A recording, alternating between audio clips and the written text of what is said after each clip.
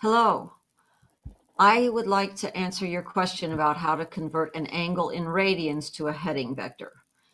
Now, here's what you have told us, is that a heading vector is a vector with a magnitude of 1 with a start at 0, which means if we were going to draw this, it would start along the x-axis. That's a start at 0.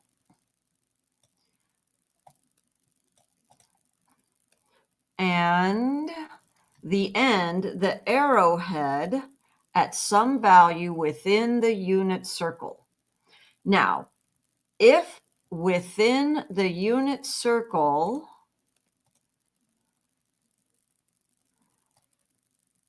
means it's actually on the circle, so if the arrowhead then is actually on the circle, so let's say it's here, then you get what everybody has been telling you, which means that, whoops, I need this, which means that that point is the point cosine theta, sine theta, which is what you already have, and you have it in your text there. This is theta, the angle between 0 and your arrowhead. And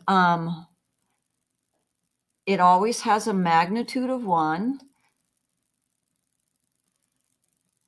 And that works out really well if it's on the circle. Now, if what you meant was that you have a vector somewhere within the unit circle, like let's say it's here and it only goes that far.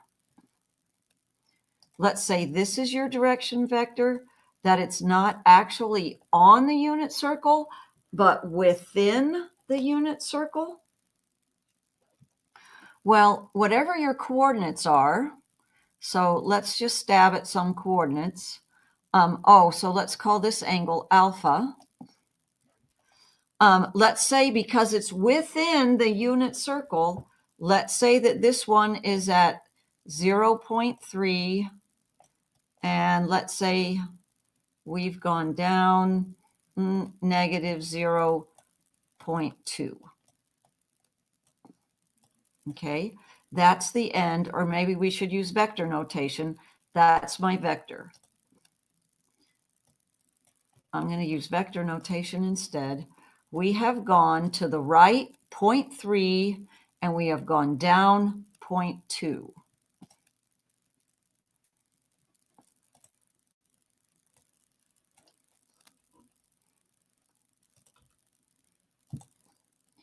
Now, that's not considered a heading vector because it doesn't have a magnitude of 1.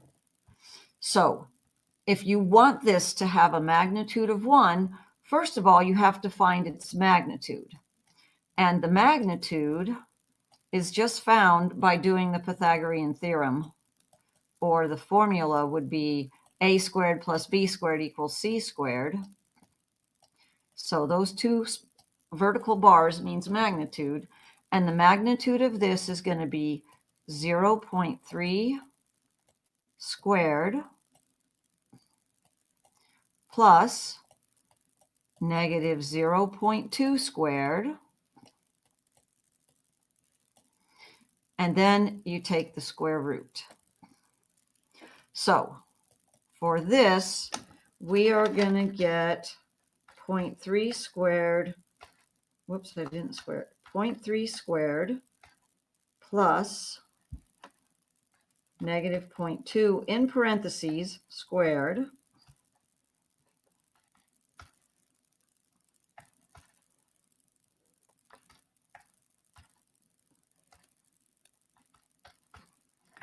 and what we get is the square root of 0.13.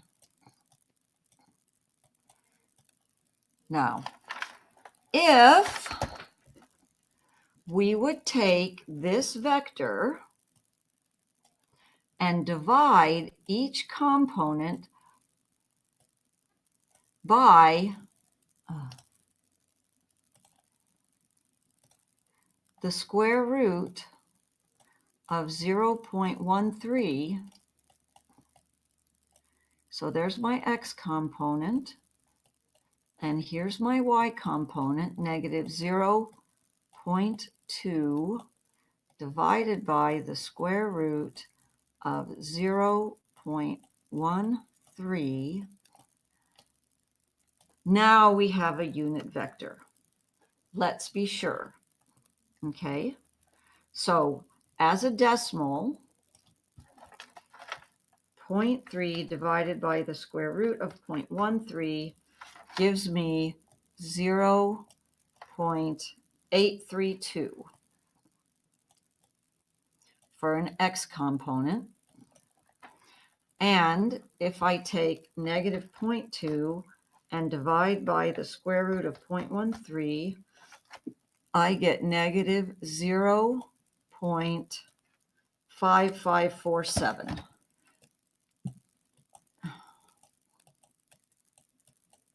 as my y component. Now, let's find the magnitude of that. So I'm going to do 0.832 squared plus negative 0.5547 squared and see what I get. So 0.832 squared plus 0.5547 squared equals 0.999916. And that's rounding error. This equals 1. And so if I take the square root, I still get 1.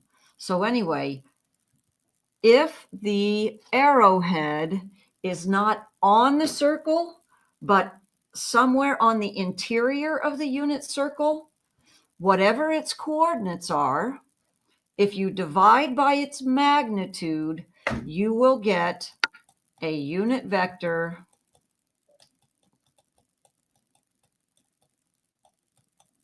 in the correct direction.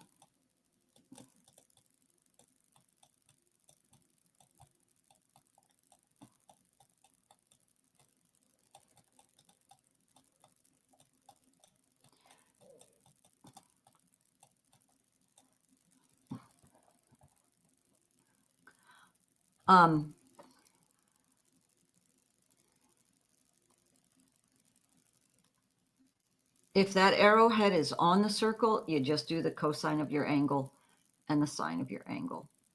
If the arrowhead lands somewhere else, oh, and you need to find the angle. I didn't think about helping you with that. If you want to know what this angle is, if you know these components, this angle is the tangent inverse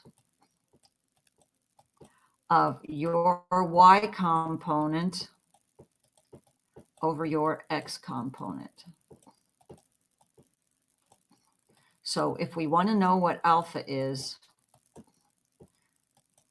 it is the tangent inverse of negative 0.2 divided by 0.3, which is negative 0.588 radians.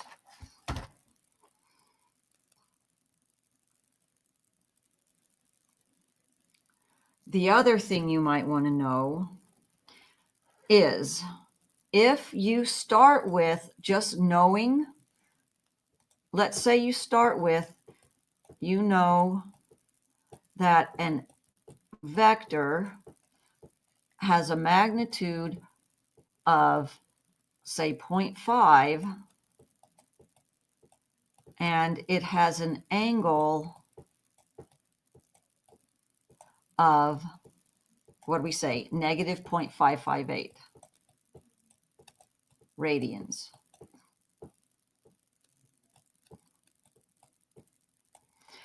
Then, if you need the component form, The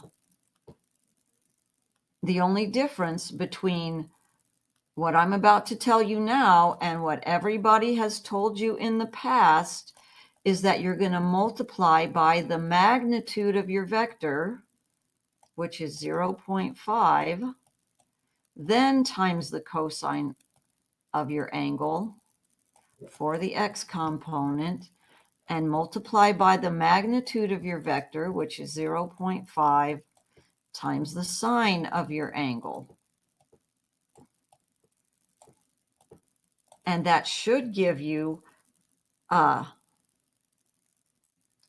what's it going to give you? That's going to give you this, which then you'll find the magnitude, and you'll divide everything by the magnitude, and maybe turn them into decimals if you need them in decimals. I think that's answering your question.